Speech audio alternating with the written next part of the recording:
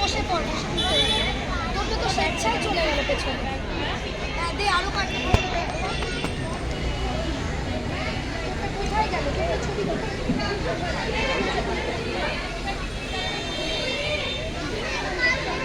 দেখে দেখে সাজা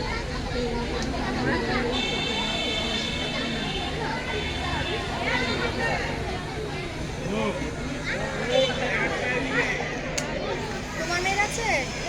তাহলে ওখানে বসে পড়ো, বসে দেখো ভালো করে। বসে দেখো না, ভালো করে দেখতে পারবে। আর বসে পড়ো এখানে, এই যে এখানে এখানে বসে পড়ো। ওখানে